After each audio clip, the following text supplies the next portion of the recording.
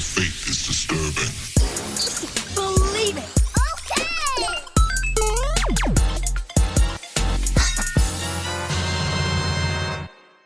What's going on, geeks? Welcome to episode 342 of the Geeks Under Grace podcast. My name is Lj.Lowery, and we have Shelley Nollan. Hello. And then we have special guest Jamie Rice, who's here to talk about some cool stuff today. What's up? Yeah, so you get to go to a very cool event that we'll be getting to later. It's one of those things where it's like, when we get to do cool things like this, it always feels like a level up for the organization and for our department. So Definitely. I'm really excited to get into that. So cool. Excited to hear about Yeah. it. Mm-hmm. Yep. And so I'll post the link to the article in the show notes and all that. But first of all, we're gonna get to what we've been geeking out about. So, Jamie, since you're the guest, why don't you go first? Tell us. Other than the big thing you got to check out, what games have you been into lately?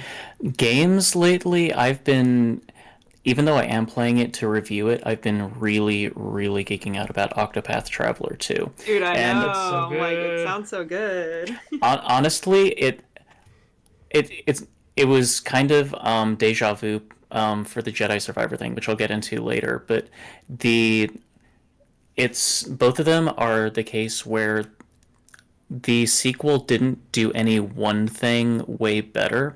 It was just a bunch of really small things that they improved, and it summed up to a much better overall package. And Octopath, I've been playing way more Octopath Traveler 2 than I ever did at the first one, and I'm enjoying the heck out of it. No, I enjoyed Octopath a lot as well from what I've played so far. The demo just got me to make that purchase, and I'm like, yep, I can tell this is going to be good. Heck yeah. Shelley, what have you been playing? I haven't been playing a ton of new stuff. I've just still playing Persona 3. Still playing that game. And Yeah. it's like so it's quite interesting how like every Persona game I've played so far, which granted isn't a lot, but there's just such a like very specific vibe they're going for, and they nail it. And that's also the case with this game. It just happens to be a lot more serious and a lot more like kind of a downer, which I like knew. I'm like, oh, this is the game that's like really depressing. I don't really know why, but I'm So find out. what are you playing that on? I'm curious. So here's the thing. I'm playing it on Steam Deck, but I modded it. So Okay. I found mods because basically I waited 1 till it was on sale and 2 until there were either patches or mods to fix some of the port issues. So I found mods and I had like walked through this whole thing to get it working on the Steam Deck, but it works. So I have the anime cutscenes from FES, I have music fixed, and I have some of the audio fixed, but not all of it, because I don't think they could fix literally all the audio, but like some of the battle audio is fixed. It's not nearly as bad as it was, which definitely is making the experience a little bit better, I think. Yeah, that was part of why I asked, because I had wanted to buy it, and then I heard terrible things about the PC port, and I was like, I'll just wait on this one. That's a bummer. Exactly, yeah, and that's what I was thinking too. I was like, well, I'm just gonna wait, and then finally, basically, I've been paying attention to the reviews on the Steam page, and all the reviews, they're the ones that said like, hey, by the way, now go to Game Banana, there's like mods there, and I'm like, oh, Nice. perfect, I could do that, but how do I get it working on the Steam Deck? Because I've done modding before, but not on the Steam Deck, but I was able to figure it out. It wasn't too complicated. Also, tangentially related, did you hear the rumors that they might be porting some of the older SMT games over to Steam? I really hope so, because I definitely that'd be am cool. going to play them eventually. It's a matter of when and where. So I hear 5 might be coming as well. I think. Yeah, like I heard like SMT4, 4 Apocalypse, and 5 might be coming to Steam fairly soon. I hope so, because at least 5, I actually am borrowing it from a friend, and I haven't started it on Switch, but I really thought I'd way rather play this on PC, because I just heard, like, graphically wise, it makes the Switch pretty slow, and I'm like, eventually it should come to PC, right? Or even PlayStation, something else, right? So, but that'll be good. That'll be excited. Yeah. But anyway, Persona 3 is all I've been playing, and I haven't gotten very far. It's just been interesting to try to figure out, like, for Persona 4 and 5, it was always really obvious of like, you're in this dungeon and you need to get this far by this time. Yeah. Whereas Persona 3 so far, maybe I'm just not far enough yet, but that's not really there yet. It's like, oh yeah, you can explore this place. And I'm like, okay, but is there like a deadline? Like, is there like a, what's the threat? Like, I'm trying to figure that out, but and maybe Yeah, that would be weird. Enough. But yeah, it's basically like, okay, I can choose to explore this place, and I'm going to because I think it's a good idea, but they're not really pressuring me. Like, what's going on? But again, I think I just need to get further. Then it might make more sense. But I'm still enjoying it.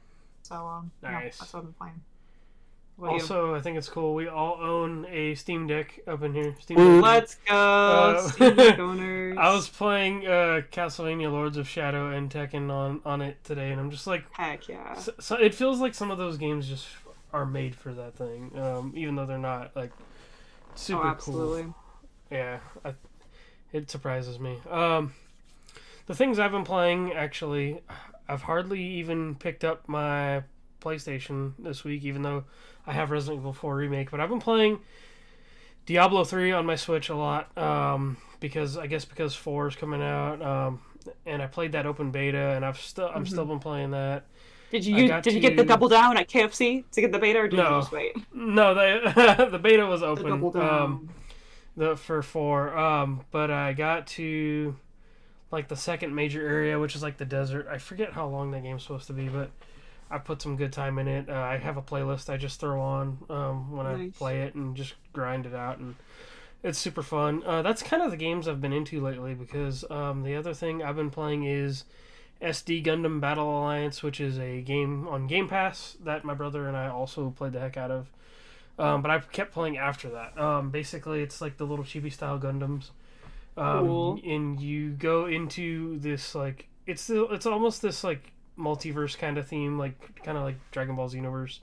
But the whole cool thing is when you play when you play these battles, you can also get blueprints for other Gundams and stuff like that. So it's got that incentive to replay missions and stuff. It's a good fun game. Very mashy action games. It's been nice to just kind of like turn my brain off. Nice, yeah. And I'm like, hey, if I just play these enough, like I'll eventually beat them and get backlog golf points. Yeah, that's true. Yeah, so I'm probably gonna stick with those just because they're mindless fun.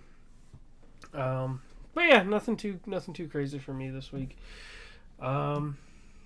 Yeah, so let's get into the news. So the reason why we have Jamie here, as I said before, is Jamie got to go to Hollywood at an EA event. Basically, EA flew him out to go check out Jedi Survivor. So cool. I guess why don't you start off by sharing the experience? Yeah, so first of all, huge thanks to EA Respawn for all this. It was truly an awesome experience, and it was very well managed. Like, everything was set up beforehand well. I had all the information I needed. There was no guesswork. It was very well planned, very well thought out. Like, they even gave me Uber vouchers from the airport and back. Like, That's awesome. It was extremely well, They took care of very you. well done. Yeah. Yeah. So huge thank you to them. The experience was great. I was telling LJ, I didn't know what to expect going in, but it was more low key than I expected it to be, which was really nice. Like, there was still a lot of production value in it, but it wasn't as intense as I thought it would be, and it was nice to just be able to kind of sit there for 4 hours and kind of wade into this game. Or anything. Mm-hmm. Yeah. Mm-hmm. Yeah, so it most of my thoughts are in the article. The one thing I didn't put in the article that I want to say here is that as far as the story goes, I can't really say much outside of we are finally getting something in Star Wars that I've wanted for years, and that we're finally getting some High Republic story and lore. Oh, nice. Oh my gosh, that's It's high. finally happening. Yes. Nice. Like, I can't say anything outside of that, but we're finally getting like some High Republic lore in That's neat. the actual canon Star Wars. Yes, sir. We love to I know see it. there's been books and comics and stuff, and then everybody's been asking, well, is like KOTOR a thing, and so I assume that High Republic is just not that it's the same era, but I feel like High Republic is probably going to meet those kind of needs, I guess. Basically, yeah. Yeah, and no, that's awesome though. It's I just think of like when we've been to events. I love that it was low key because it ranges like the events we've been to was like PAX stuff, but it's like there's the moments where it's like behind closed doors and we go meet in a hotel room and like nobody can see this kind of a thing, and then there's the time where like one time me and Joe went and checked out a game that they're doing in like a hotel like lobby or something. Yeah. And then you get the games where you're playing with the devs right there, and they're like watching you play, and it's like super nerve wracking and stuff like that. And it's just, but it's That's true. cool. You're just like, are you judging how I'm playing this? I'm sorry. Yeah, I'm Like, just so like bad. like. That was pretty fun because they had like members of the dev team that were kind of walking behind people and just kind of seeing where they were. Also, before I forget this, at the very beginning, like one of the main devs got up and said hi, welcome, etc. We hope you have a good time. And then he gave us a pointer as to a side quest that he was like, if you see this or hear this, go for it. It'll be worth it. They were just trolling us. No. At the end of that quest, you fight a Rancor. Oh my god. And it Like was a super hard terrible. boss fight. Yeah. Oh man. They trolled us so jeez. hard. That's so funny. But I did beat the Rancor. I just want to say. Let's There go. you go. Because you're a Souls veteran. You're like, I'm not gonna take that. Exactly. I was Yeah, like, you're like, I am I'm gonna- not. No, this is not I'm happening. gonna rise up to your challenge. Yeah. That's cool. That's awesome. So I guess, what are some other, things that stuck out to you about the game? Honestly, so the couple days before I went back on my PS5 and replayed the original game to try to get a feel for it, just the control scheme and everything, and to remember how it felt to try to compare. And I had forgotten how good of a game the first one was, honestly. Oh yeah. Like, I think Especially I that played next through it gen. too fast the first time and didn't really appreciate it. That next gen port is really nice too. Yes, it is.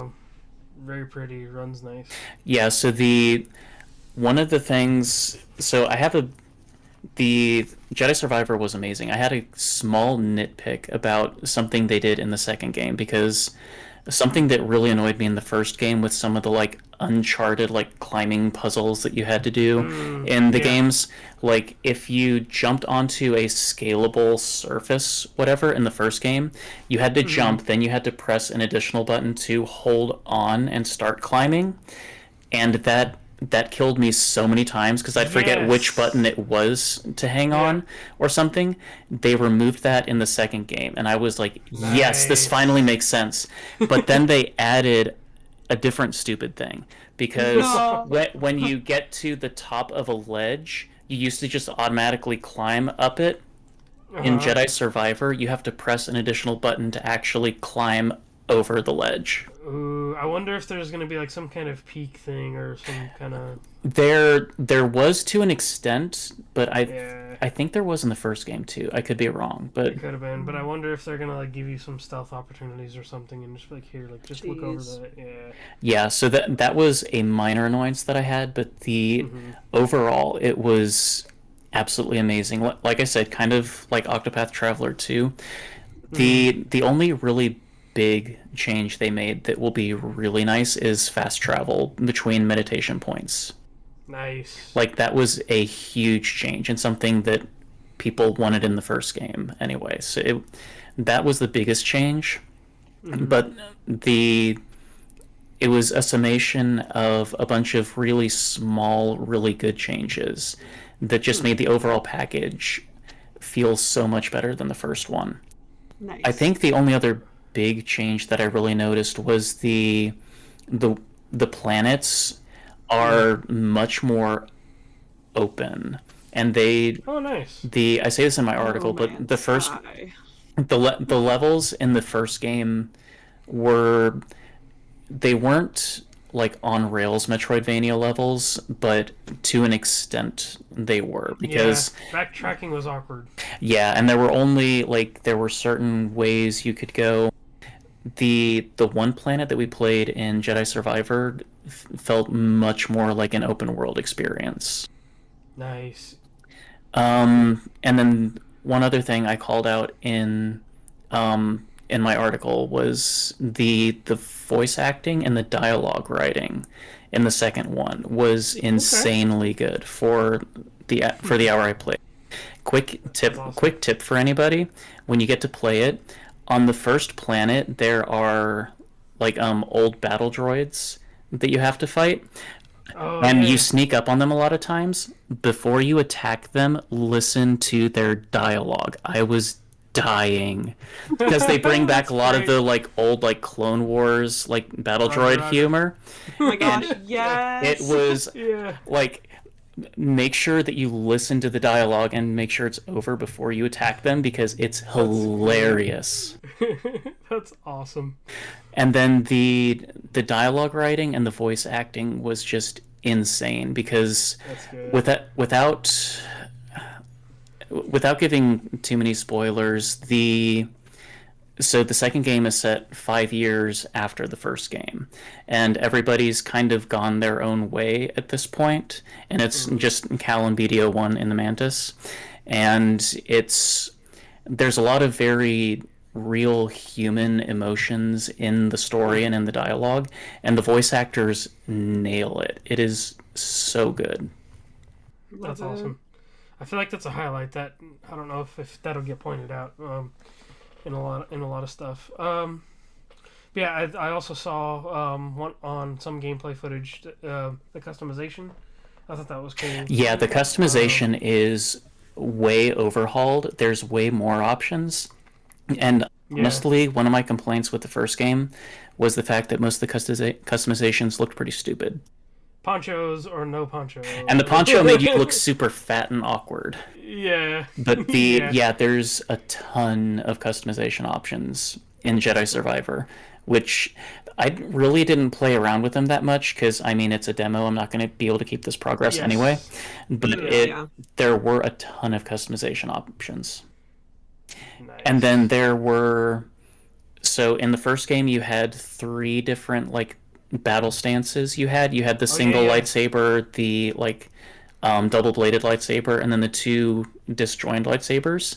There are 2 additional ones in this one that they gave us a bit of a preview of, because after we finished playing, they had one of their devs who I guess they volunteered as like the wizard of combat in the game, and they put him in a training ground with a bunch of people and just let him have at it.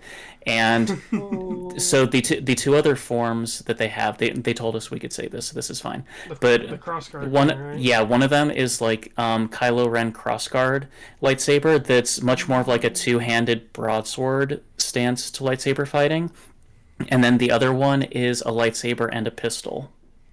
That's interesting. The pistol one also was a gun. yeah, it was like Yeah. I was sitting beside a guy, and the guy pulled out the pistol, and I was like, such an inelegant weapon. Bruh. But yeah, the pistol was actually it was super cool because there was one like finisher combo move he did with it that was absolutely insane, that he finished the entire thing off with it, and everybody just like hard applauded for it because the effect was insane. That's cool. I love that. So cool. I did hear that apparently you won't be able to complete, like, it's got three branches apparently of like a skill tree. Apparently they said there's no way you're going to be able to fill that whole skill tree in the first playthrough. Like, so I thought that was kind of cool. I kind of believe that because there were... So you just had like one skill tree in the first game. In Jedi Survivor, they broke it up into multiple different skill trees that have many more options. So nice. I believe that you'd have to do multiple playthroughs to fill out the skill tree. Like, that sounds like you can kind of specialize in one particular category. You definitely could. That's awesome. That's cool. I think we've talked a ton about it, but I do want everybody to go check out your article. So I am going to put this in the show notes. It's a really cool opportunity. I'm sure there will be more. We definitely have other codes and things from EA that we've received, and hopefully there'll be more to come. So, again, thank you, Electronic Arts, for the opportunity. Yes, absolutely. And thank you for the... We are getting a review code for it, and I'll be reviewing the game once it comes out. So, yeah. Awesome. Thank you in advance to EA for that. Mm-hmm. All right. So we're going to stay on topic with events, and we're going to talk about E3. Sad Or lack trombone. thereof. Yeah. there's a lot of sad trombone. I realize there's, like, for how awesome... The awesome things we just talked about, there's going to be a lot of sad trombone stuff up in here. Yeah, the rest of the show, it just kind of goes downhill. Either sad trombone or angry trombone. Yeah, Yeah, so you're right. I didn't think about that until you said that. Now I'm like, man, it just kind of goes downhill from here. We get some good and bad. But do we care about this though? So E3 has officially been canceled. There were sources that confirmed it, and then the ESA finally has said something. Basically, the news is that basically there wasn't enough publishers interested, I think, is what happened. He kept dropping. Ubisoft said they backed out. Sega said they backed out, and right after those two said they weren't going to do it was when we got the news. So there just was not enough interest, and I was kind of looking forward to see what they were going to do with this, because they're using the same marketing company as PAX. So I'm like, oh, cool. Like, those folks know how to put on a convention. So, E3 could be good. But, yeah, it's canceled for what, the third time? I think so. Yeah, but this is the one where it's like COVID really isn't a question. You can't blame COVID for this one. Yeah, you really can't. It's so lame. I mean, we have Summer Game Fest, so I guess that's kind of the big, like, summer, like, we watch for video game news and stuff. But, like, E3 is so iconic.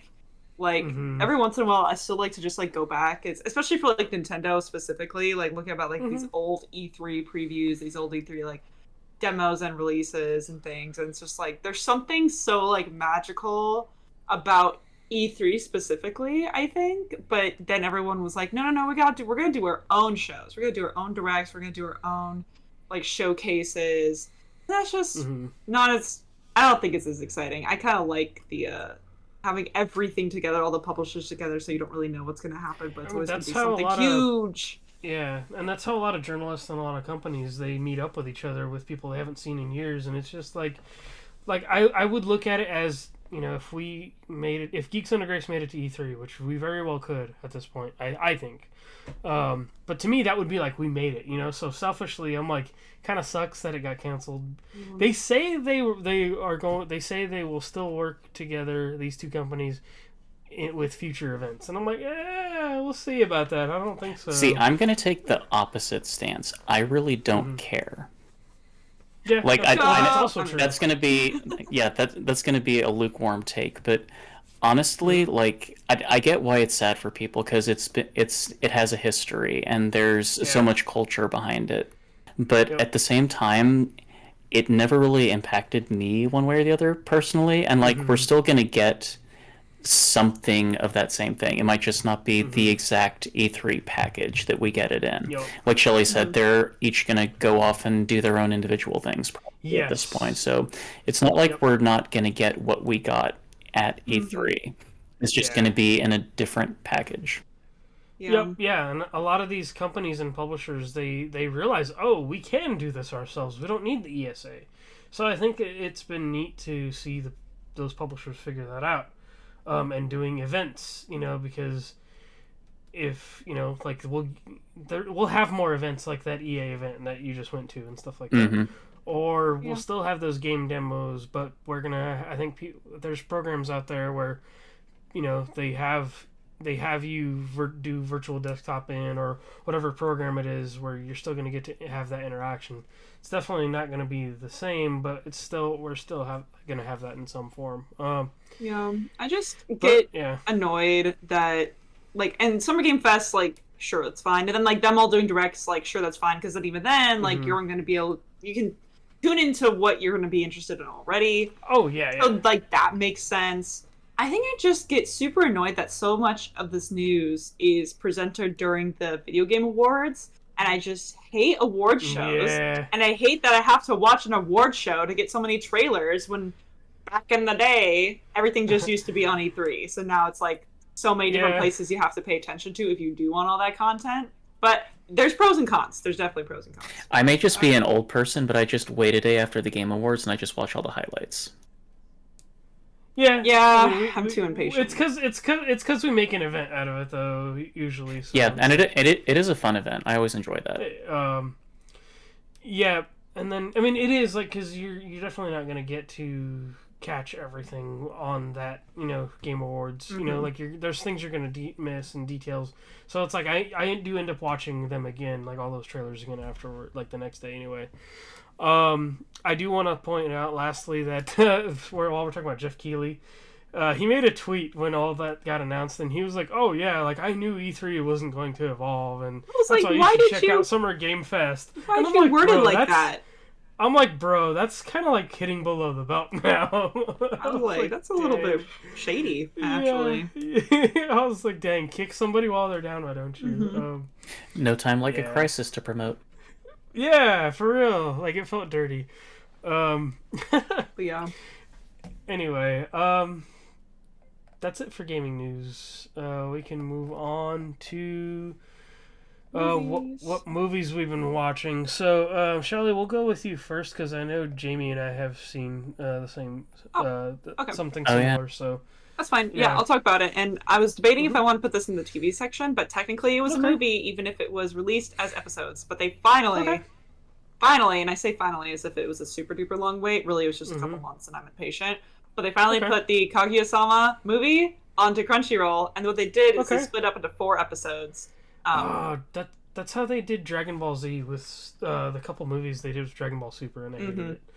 And it's so good, man. It's like But that's cool was- you get to watch it. I think it's crazy how this is like literally like my favorite show. I think it's crazy. It's not done yet, and so it's if I were to really say like good. favorite finished show, like I still would say like Avatar: Last Airbender, for example. That's like probably my favorite show ever. But this, I feel like when this is done, if it's still just on this high, like if it's still just this good by the end of the show, it will definitely be my favorite. It's definitely my favorite currently, and this movie is no exception. And it just keeps being wholesome. It keeps being hilarious, like just so funny. So Like funny, I don't know yeah. how they keep it fresh and funny the entire time with like somewhat similar bits, honestly. But it's funny every time. I don't know. Maybe it's just me. I just think it's funny every time. And the characters are so great. And finally, in this movie, is like they finally kind of get some more character development. Not that they haven't been getting character development. The whole show has been Nice. character development, but they get like really important character development in this movie. Yeah. That just makes my heart so being warm. And it's You don't funny want it because to be will they, won't they the whole time. Like, there's got to be some movement, you know? oh, absolutely. And that's what I like about the show too, is because like if you don't know, the sort of premise of the show Yeah. is that there's these 2 students who work in student council, the president and the vice president, and they both have feelings for each other, but neither of them want to admit it first. They always are trying to use mind games to get the other person to admit It's it like first. if If you ever what was the seen comparison we made? It's like Death Note. But exactly, like, yeah, it's like Death Note except comedy, right? So it like takes the ridiculousness, mind games and setups, and and I prepared this, but and I thought through this, but then applies it to like a crush essentially, which is Yeah. so funny. But like all these other characters are so good, and like these 2 characters are amazing, and it kind of just builds off of that, but I think my worry was with the show was that it was going to end up just like that never ending, and that they were just going to continue to do that forever. But that's definitely not Yeah. the case. Like their relationship progresses, but Okay. things are still interesting and things are still really, really good. So and I'm excited to see. I know that they already confirmed a season 4. So this will take place. Between season 3 and 4. But I'm gonna be really impatient for season 4 because I just wanna. Things are happening, okay? Like big things, and I need to know Yeah. what's going on in the lives of them. So, again, just highly recommend if you have Crunchyroll and if you like laughing a lot, but if you also like sort of wholesomeness, this is a great show. And it makes fun of a lot of like classic tropes in anime, like a lot of those like will they, won't they? It's literally that, but just like flipped on its head. which is amazing because I hate that will they, won't they? Like, I hate that in shows, but they make fun of it, and so it's really good.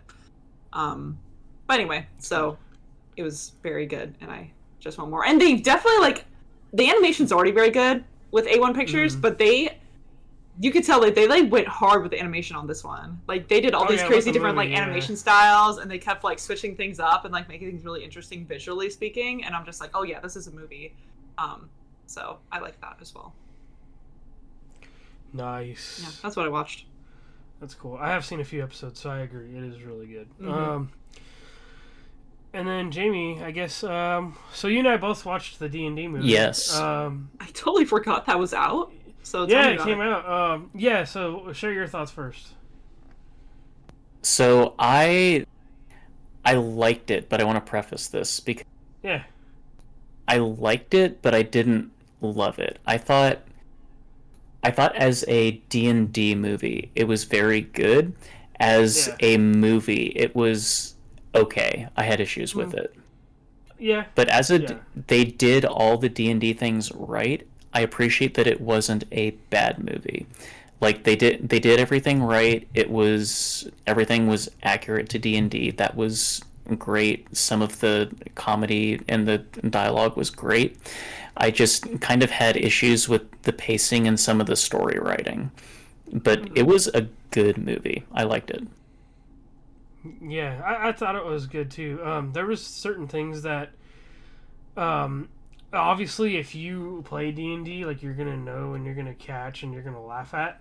But even to the way Cody describes, so Cody likes to describe Critical Role as like the Vox Machina cartoon. Yeah. He likes to describe that as like, you can tell like they're made that show as if players are actually playing it because they mess up and do things that could probably be a bad role or something. And like I felt it was the same way for the movie, because to me it's like it like when they do something, it wasn't just for the comedy bit. It's like, oh no, I could see my friends and I doing something ultra stupid like that. You know, like we attempt something and then we roll bad and it's really funny. Yes, or even like interactions they have, which I'm like, that seems like an interaction I would have with a DM or something, or a DM would be like, nope, this is how it's going. You know, like it's without saying. I mean, like, there's no way I can possibly put it to, like, you just have to see it eventually to know what I'm talking about. But I thought it was fun too, and I think I agree with Jamie. Like it's fun and it's really good. I think a casual moviegoer could be like, okay, yeah, that was fun, and like that would be kind of it. Yeah. I do agree that the way they set things up was very authentic to actually playing D&D. Like, certain situations or the way certain things played out was like, oh yeah, somebody definitely just had that happen in their campaign and wanted to put it in the movie. Yep, and even certain like fight scenes and certain things they do that happened where there was a couple things where I went, oh, that's actually a real rule in D&D, like things like that. Yeah. And I don't want to say any of what it is, because I feel like half the fun of watching this movie is going to be D&D players trying to find that stuff. And there were a good amount of Easter eggs if you are a D&D player. Yep. Yeah, I guess my worry is that it sounds like it's almost the same level as like video game movies. Is it like a good movie, or is it good for a video game movie? Is it for the video gamers, or is it for movie watchers? And this sounds like it might be leaning towards the D&D players. It's good for D&D players, but maybe not for like just random casual people who like, especially people who don't know what Dungeons & Dragons is. I feel like they did a good job of walking the line between the two. Yes, personally. I agree. Like, there are definitely things, like we said, that only D&D players would get, but I think if someone who had never played D&D went into it and watched it, they'd still enjoy it, because there's a ton of good stuff. Like, the dialogue is great, the action is good, like, the story makes total sense. Nice. Cool. Yeah, it's almost it makes me wonder of like makes me think of like Sonic the Hedgehog, of like those movies are so fun, and if you are a Sonic fan, you're just gonna recognize a bunch of these like little Easter eggs and like little things that they throw in there. Especially Sonic 2. Like, yeah. Yeah. But if you haven't played Sonic or only know of Sonic and you're watching these movies, you're still gonna have a good time, even if you don't catch those things. And also, it's Chris Pine. How bad can it be? That's a very good point. I kind of wanted him to be a little more Bard than he was. See that I don't know if I want to say this because it's mild spoilers. So spoiler alert! I don't think he's not a Bard in the movie. He's just a musician. He's not actually a Bard. That's true. That's a good point. I didn't think of that. He's more of his backstory is much more of like a rogue actually. Yes, so that's a good point. Well, I was gonna say maybe multi-class. 2, I remembered on D&D Beyond right now you can go and they have their like characters built out, and you can like look at them. You can look at they each have. Okay, I'm gonna go look up this right now. Sheets. BRB. Yeah, I want.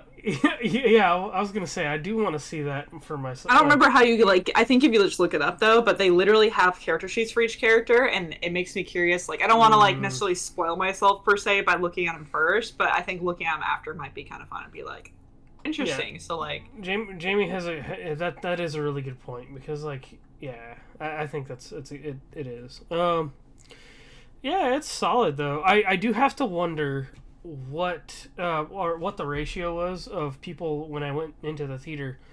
I wonder what the ratio of people who had played and who hadn't played was, because there were some people that were straight up just downright like busting a gut like a few rows down below where we were, and I'm just like, I wonder if they play or not, or if they just went to go see a fun movie and are just like being hysterical for like. I will say extra. That they did kind of crack a code here of everyone is going to be going with their D&D party to go see this movie. They're going to make way more money that way. Like, I mean, I guess like Mario movie, for example, too, people are like seeing in lots of groups. For movies in general, you tend to see in groups, but I feel like this movie specifically, you kind of can't watch it without your D&D party. Like, you kind of are obligated to watch it with your D&D party. I was the paladin. I'm like, yep, like we're here. And I'm like, yes, the people of this movie know that paladins are kick some butt. Yeah. Exactly. But like even the like for the classes and everything, like they stay true to kind of the whole point of the classes too. Everyone kind of gets their showcase a little bit too, which is really neat. So it's like nice. Yeah. So the D&D Beyond, Edgin actually is a bard. Okay, well yeah, so on the advertisement that's what they kind of labeled him as. Here's my question though. Because I don't want to see spoilers for the rest of the sheets. But can I ask what levels are they? What's their level?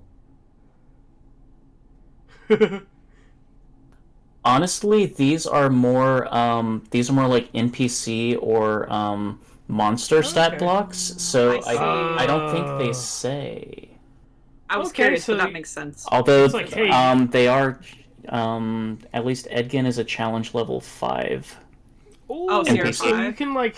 Okay, so pretty. I was just curious. I'm like, how high level are these characters going to be? Like, how game breaking are they? And one of the main bad guys is a challenge level 8.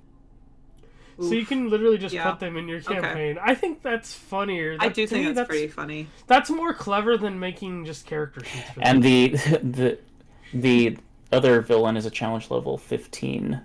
Oh my gosh. Yeah. Okay. I'll watch this movie, I guess. I don't know when. See that? Okay, so that was one kind of gripe I had with the movie as far as D&D goes, is it's like they had this, it was this really epic, cool story, and they defeated all these powerful people, but the characters themselves felt and acted like low-level characters to me. And I was like, it kind of ruins the immersion when you have what feels like a low-level party defeating these super strong people. Yeah, I could see that. That's true, and it's so weird because like what I've discovered too is that because I've only ever played in homebrew worlds, right, including my own. I've only ever DM'd homebrew worlds. I've only played homebrew worlds.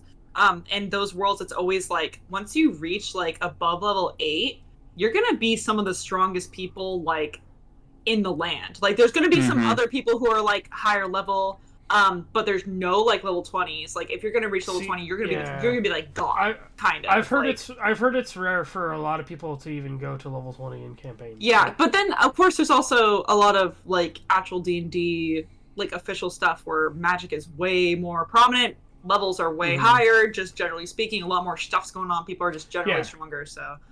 Especially like modules and set campaigns and stuff, you can or like particular things, you can set that stuff higher too. Exactly, but anyway, I was curious about that. No, that's cool. Yeah. Okay. Yeah. I think anybody watch anything else, or shall we move on? We talked about movie news. I'll say on this isn't a new movie, but we'll get into some more Marvel stuff later, but. On the plane ride to LA, I rewatched Shang-Chi and the Ten Rings, and nice. That's really been one of the breaths of fresh air for me as far as Marvel's gone in the past like 2 years, I think. Yeah, because it was such a good movie, and it was it gave me a little bit of Winter Soldier vibes in the fact that it didn't feel like a Marvel movie. Mm-hmm. It just felt like a good superhero movie. I remembered like watching it, and I like really liked it, aside from a couple things, but whatever. That's how most movies are. And then like seeing Spider-Man, and then like the rest of that phase happened, and everyone's like, Spider-Man was the only good movie in this phase. I'm like, right? You keep forgetting the first movie that like introduced like the first movie, like Shang-Chi was really good. Like you keep stop forgetting him. Like please. Yeah. Please. Like that it's probably in my top 5 Marvel movies at this point. It's that good. Yeah, I don't blame you. I agree. That's great. Yeah, it's a good one. Oh, this last year has been rough, probably for Marvel movies, but yeah. They did say that they're dialing the amount of movies and TV shows way back, though. I read that somewhere, and I hope they stick. Because I think we're only getting 2 Marvel shows this year. It's Secret Invasion, and then I can't remember what is it Loki season 2? It could be, actually. That sounds correct. I think that's right. Yeah. Yeah, I mean, they just got through firing a couple people from Marvel too, which sucks, but I hope that, like, I hope maybe that good things come from that, like, I hope things get better. So Disney is dialing back the Marvel stuff. But you know what they're not dialing back? You know what they're going full throttle? Pedal to the metal on these stupid live action movies. The power of that segue is over 9,000. I know. So we already talked about the risk cap last week, right, fellas? And we're already like, okay, yes, that's gonna suck probably. In which Jamie went, what? Yeah, I didn't even know this was a thing, and we were talking beforehand, and I was like, no. You're pulling my leg. No. I know. It's ridiculous. That was not an April Fool's joke. It was real. Honestly, I think what's even more ridiculous is they're doing a Lilo Stitch live action remake. They've already casted some of the actors. I think Zach Galifianakis is in it. Mm-hmm. Yeah. So not only that, which is already like a what moment. Dwayne The Rock Johnson is advertising that they're also doing live action Moana, which is like, what?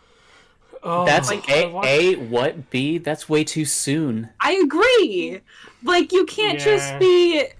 I mean, the 2D animation that's been, out for a long time, even though I don't like them doing all these live-action remakes, I at least kind of have a little bit of a fathom, logic of understanding why. But Moana... These are... Excuse me? You just don't touch either Lilo and Stitch or Moana to me, because the animation and all that is what makes them great to watch, in my opinion. I don't know. I'd be up for the Moana one as long as we get to see Lin-Manuel Miranda actually rap You're Welcome. Well, I don't think you will, because it's going to be Dwayne The Rock Johnson. He's retired now. I know. So, I agree. Give me one shred of hope here. I know. It's there is none. Zero. Freaking, I don't know. I love what I put in the show notes here. I put also, and then no. Yeah, I don't know. I'm like, what is going on with Disney? Why are they so obsessed with making these live actions? I know it's nostalgia bait, but like, again, Moana's so new. That's not even nostalgia bait. Like, who are you Lilo marketing Stitch, that sure. to? Like, Who are you 15-year-olds? marketing that to? That I movie think it's just Dwayne The Rock Johnson wanting to do it again. He's like, I loved being Maui. I have all this movie. Hey, Disney, I want to do it again. And this movie And then was they're like, so okay. good. Like, this was one of my favorite Disney movies. Like, in the past decade, I think. Like, and like the tattoos, like there's stuff they do in that movie where it's like the animation complements the storytelling, the characters as animated movies should. You know, I mean, that's like I talked a lot about like Hercules is still being made too. Yeah, like how the media, like if you tie it in with the story, characters, all that things, like it's going to make the movie better, right? Like if you utilize what the strengths are for that media, and I think Moana utilized the strengths of 3D animation pretty well because just like the whole like the ocean and the lights and the like. I don't know. I think it fit really super well. Obviously, I think they could have made it really well 2D, but I think they utilized the power of 3D animation to make a really good movie. They did. Can you imagine the awkwardness that's going to be the live action, like gigantic island volcano woman in live action? Exactly. That's not. There's no way that's going to look good in live action. No, it's not. I'm like, what are? I think Disney is. And people keep attacking Marvel for the CGI. I bet the CGI is going to be. I don't expect. I agree. It to be as good. I don't know what they're doing. And like Lilo and Stitch too. Stitch is ugly as frick. Do you guys not realize he only looks cute because of 2D animation? You put him in live action, he's terrifying. That's gonna he's be a weird. terrifying alien who will kill you. And the rest of the aliens are supposed to be pretty ugly too. Yeah, they're all going to be super ugly. It's going to look like Space Jam, but even worse. Yeah, I'm like, at this point, maybe make like, if you want to do Lilo and Stitch live action, maybe do like a spin-off or do something where like Lilo's older. I don't know. Do something original for once, maybe. Is what I'm asking. But that like, doesn't make guaranteed money. You're right. See, and it's like with the Lion King. I think they are working on that prequel now. I think they should have just done that, like from the beginning, like or something. Like. Yeah, these carbon copies are getting ridiculous now. Getting really old and.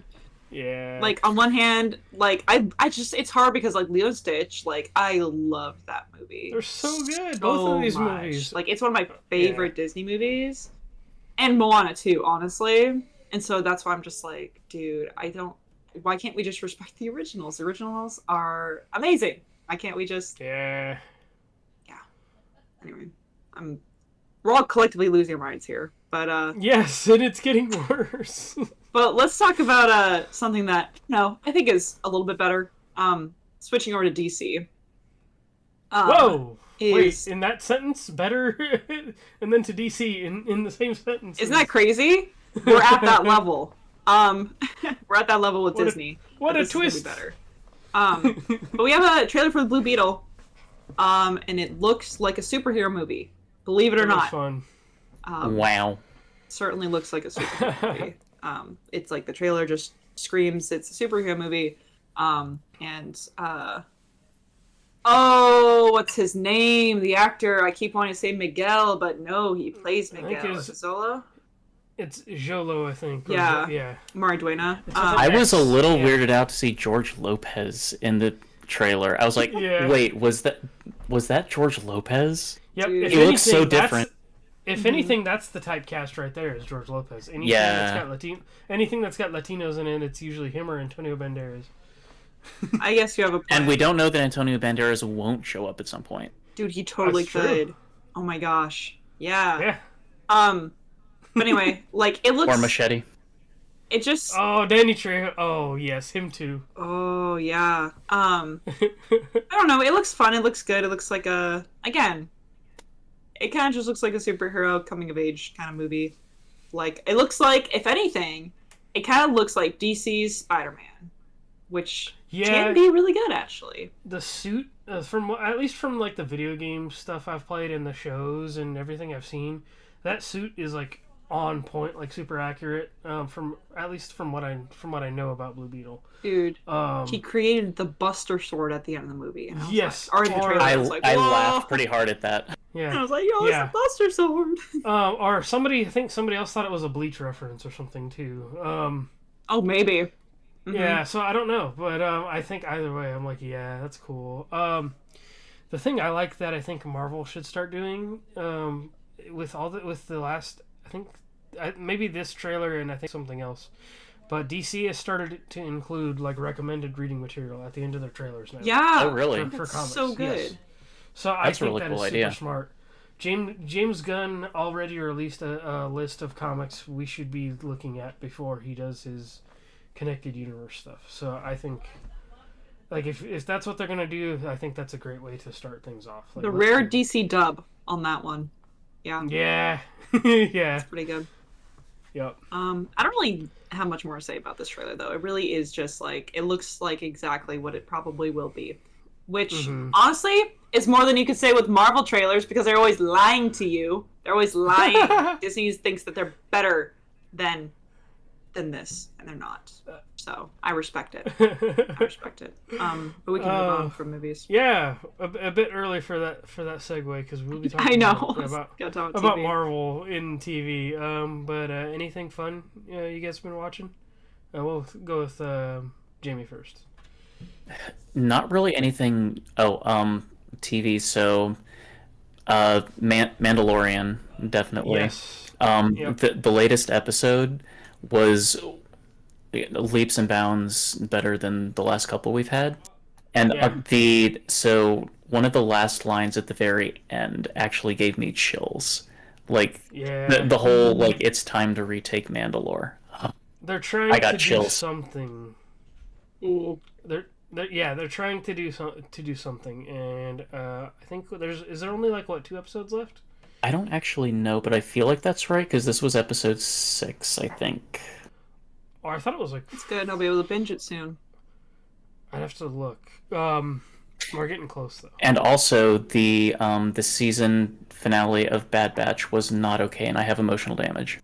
Oh, I need to catch up on Bad Batch. I've heard a lot of good things about it. I know Cody's watching it on the regular. Like too.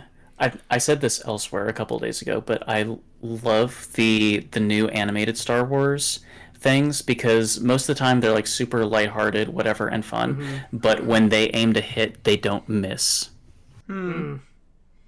Like any of them, I know Bad what you Batch, mean. Clone Wars, Yeah. like anything. Like when they I need when to they watch aim for Rebels. something, they hit it. They hit it. I need to. Yes. Like, I'm caught up Rebels. on. I finished all of Clone Wars. I think last year. I think Rebels needs to be my next task. It really should because one of the upcoming live action shows might tie in directly to Rebels. Ahsoka is going to be super heavy on Rebels, and we've already been getting nuggets of cameos and stuff. I think too. Yeah. And we did get a Rebels. We got a Rebels appearance in the last episode of Mando. We sure did. Yeah, it's. I Crazy. think that's my next task. It was actually funny. Like Heather and I were watching it, and I had seen a spoiler for it, so like I was like, okay, cool, whatever. And so I didn't say anything, and Heather was like, "Why did that sound like X character?" And I was like, "Because it's supposed to be X character." It was. It took me a minute too. Like I heard the voice and I'm like, "Wait, is that?" And then I'm like, "It definitely." Yeah. Is. Yeah. So. I know nothing about Rebels. Well, I don't know You nothing should, about Rebels is so good. I know a very little bit about Rebels. I know I've watched a couple episodes, but that's Rebels I've seen- probably had one of the hardest hitting things in any of the animated ones. I've at least watched the first season, I think. So like I'm not starting from scratch, like from square one. So I think when I get back into it, it won't be that hard of a jump. But yeah, so more Mando is exciting. I also did. I'd wanted to do this for a while, but Heather and I went back and started watching Loki again Ooh, because nice. Quantum Mania made me really, really want to go back and watch Loki again, and it's just as good as I remember. nice. Yeah, That makes sense. that might be worth a watch for anybody who hasn't seen it yet either. because Especially that's- if the next season's coming out this year, which I think it is. That sounds right. I'm pretty sure they announced it for this year at some point. Yeah, Secret Invasion is still a little further, but I think that's like in June. I thought it was sooner, but June isn't that far away now either. Yeah, it's pretty close. Yeah. Anything you've been watching, Shelley? I don't know if I mentioned it last week because I feel like I got my timing wrong, but we finished Ancient Magus Bride as far as we have it. Although I think there's an OVA or there's like a movie or something that we haven't watched. So I guess we need to watch that. And then the next season comes out like this week, like I think April 7th. So I'm like, wow, perfect timing. It's amazing. I just saw didn't that somewhere, even... and I was like, oh, hey. Yeah, I didn't think about that timing when we started the show, so that's really nice. Perfect But timing. it's crazy how, like, this show, it's so weird. Like, I can't think of any other shows where the first and last episodes are my least favorite. And not even that they're bad. But it's like, the first episode was kind of like, I don't know. And then the rest of the show was like, oh, I really like this. This is awesome. And the last episode went back to, questionable character decisions here. It was just like, I'm not going to spoil it because it's like really just big, huge things happening by the end of that season. But there's just like some character decisions that are made, and there's some story decisions that are made that I'm just like, excuse me? I was the white man blinking meme. That was me. That was me the whole last episode. That sounds like my experience with the end of Evangelion. Oh yeah, I'm sure. Yeah, I was just like, wow. Wait a second. Wait. What? So I'm still obviously very excited for season 2 because I still think it's a very good show overall, but it's like so weird. Like, just such a weird experience where it's like the bread on this sandwich is lackluster, but the meat inside's really good. It's really weird. But yeah, we'll see how season 2 goes, and hopefully it's really good. I still definitely recommend it. It's just sort of like, maybe look up the premise first and see if that's something you'd be interested in. Anyway, that's what I watched.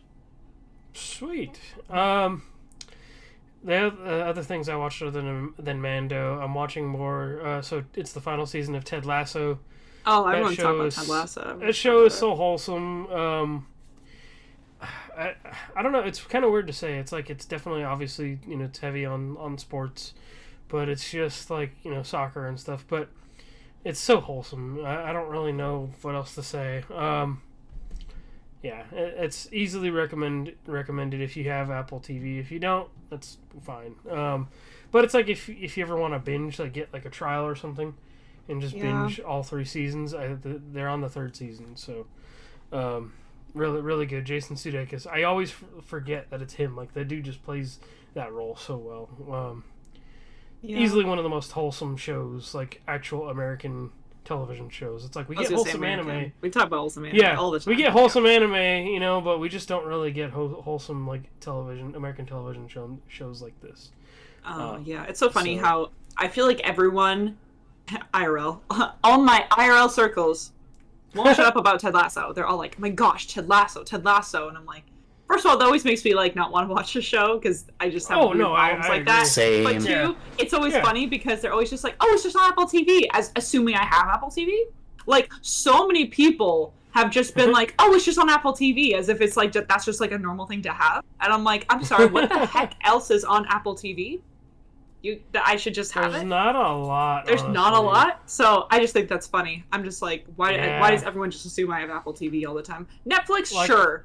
Disney Plus, okay, fine. But Apple TV, sorry. Yeah.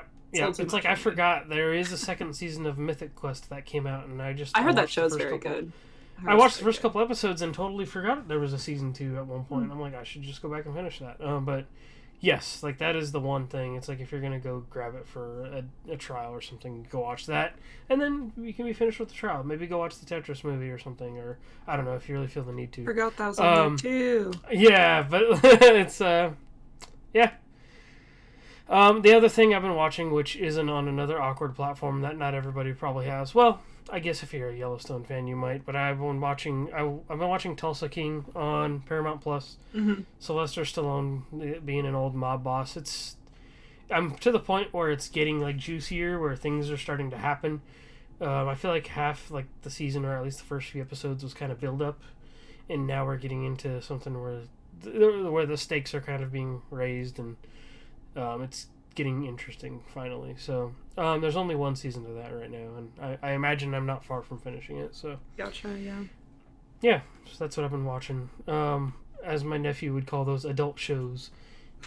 Last week he told me, he's like, "You watch adult shows?" Because I'm usually watching Ninja Turtles or something. I'm usually pulling out of my PlayStation when he wants to play Sonic.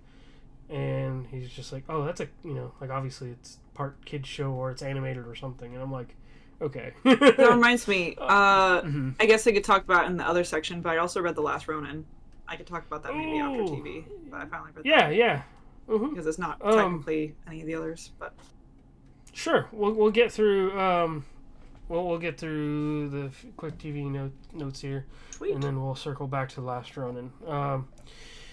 So yeah, the first piece I have here for TV news we've already mentioned is Secret Invasion trailer. Secret Invasion. Mm-hmm. The aliens are upon us. That's kind of the premise of the trailer and just everything we know so far. Like I know you said you skimmed through it, but that's like the nail on the head right there. Yeah. Yeah. I'm good at my job. Yeah, but I mean, like, the tone is. I thought they got the tone down like pretty cool. Like, if you want us to get a vibe for what the show is going to be like, I think that's a good trailer for it. I agree. But as far as the actual trailer, I still don't know what's going on. I don't know what's going on, and honestly, after I watched it, I had to go back and think. I was like, what movie did we originally see these in? Because it felt like it was so long ago that they introduced a lot of this. Yeah. And I've totally lost track of it with the entire monster that is Marvel now. I think it was Captain Marvel, honestly. Definitely I'm was pretty Captain sure it was. Marvel, but that was a long time ago. Yes, it was. And then they even dropped other nods to it, and like I think didn't they drop something in like WandaVision or something? There's other little. I think they feel might like have. Yeah, there was some. Oh, I don't remember. But I know what Because you're then it talking got about. everybody. It got everybody being like, "Oh, are they a scroll? Are they a scroll? Are they a scroll?" You know, like, yeah. There was some moment where there's some character that was a scroll, and then everyone was like, "Oh," but like then they moved on. Gosh, what other movie?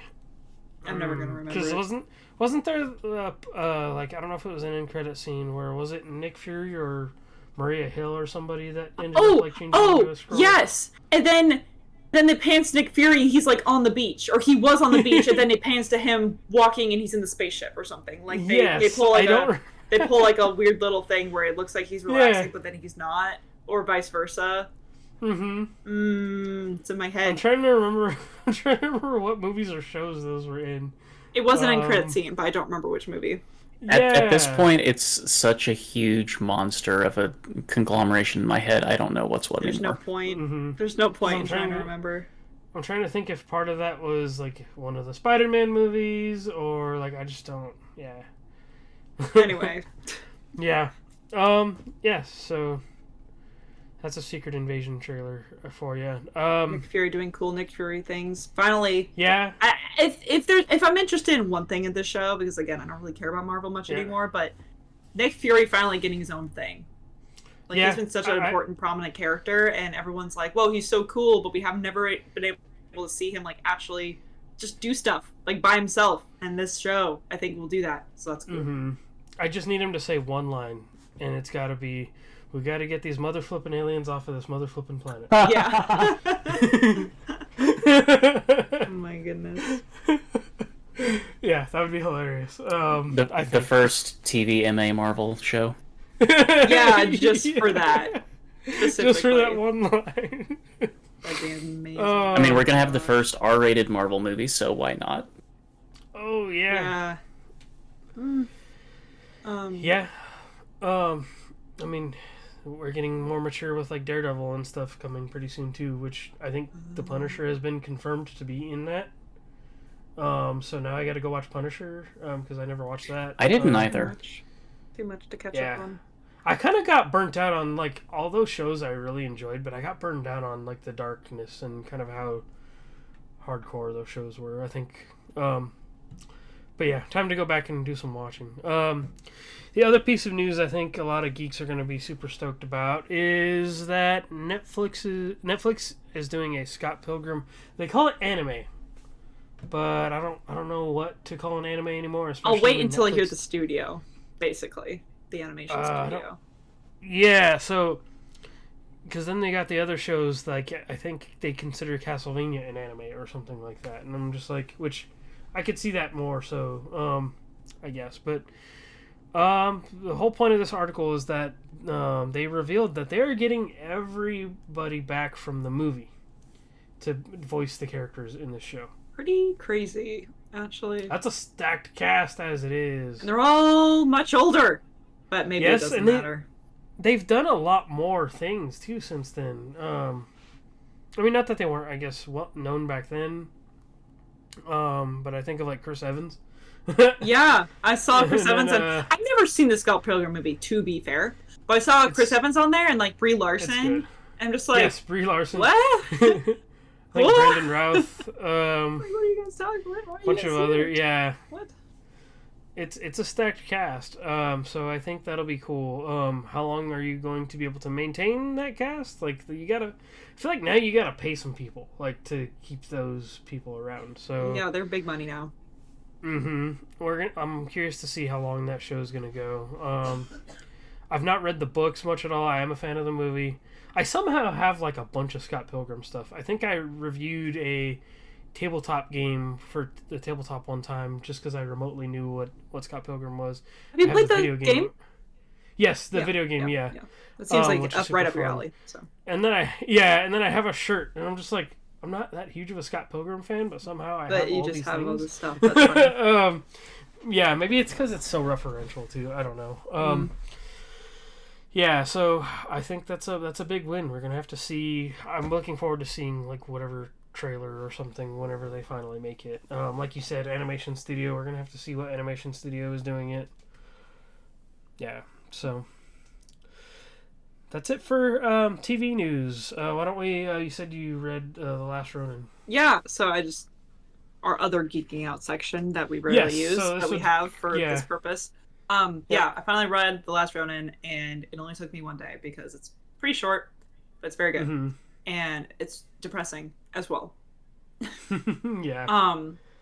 But it's super cool, super interesting because it's just like this, last turtle, just on his own, and I thought it was interesting how it goes over how everybody else like died and how that all went down and how it all connects. I thought like the little references were pretty fun. And all the, like the characters, a lot of the because I never read the original comics. I never actually watched the original show, but having watched like 2003 show, among other things, I was still getting a lot of like references and understanding things. I was like, oh, okay, yeah, this makes sense and this makes sense. And I'm just sad about Casey Jones specifically. Like, sure, everyone, like, pretty much everyone's dead in this freaking comic. That's the point. But Casey Jones specifically, I'm like, my heart, my boy, no. But all the stuff with like, well, I don't know. I don't really want to spoil per se, but it was really good. Even though it's really sad, and part of me is just like, is this canon or not? Like, it probably doesn't matter, right? It's probably like an alternate timeline thing, but I'm just like, it's just like so sad. I don't know. I mean, it's got the popularity to where I'm sure it could be, and they do have a sequel series that they've started.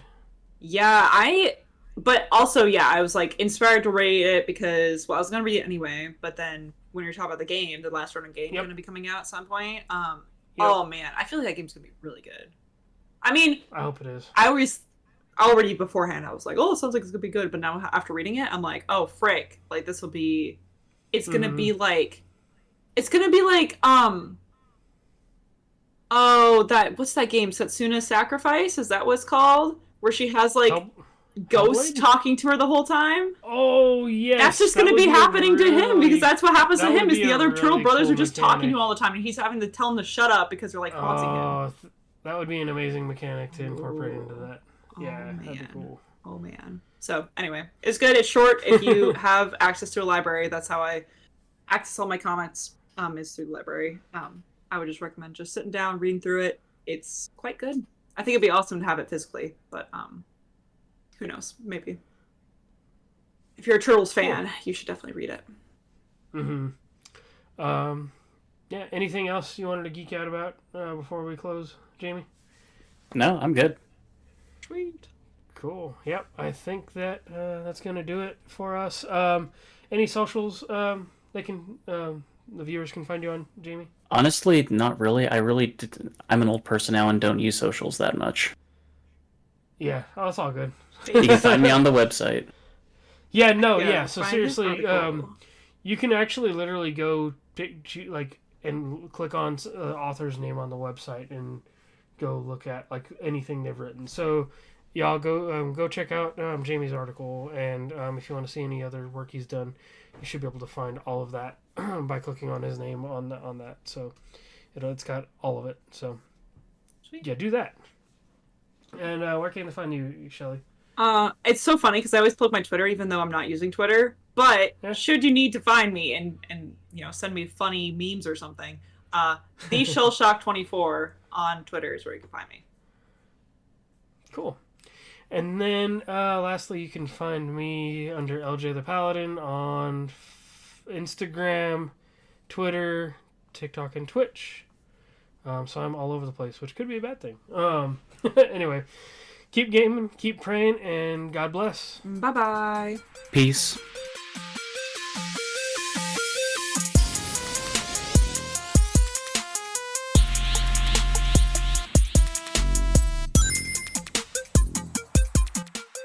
We hope you enjoyed this episode of the Geeks Under Grace podcast. We love hearing from you, so feel free to ask us questions or just comment on the show by using the hashtag GUGcast on Twitter, or by joining the GUGcast questions channel in the Geeks Under Grace Discord.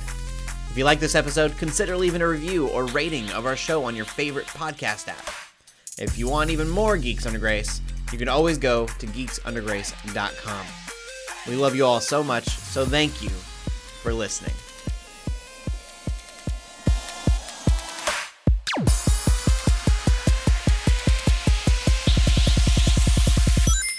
It's on!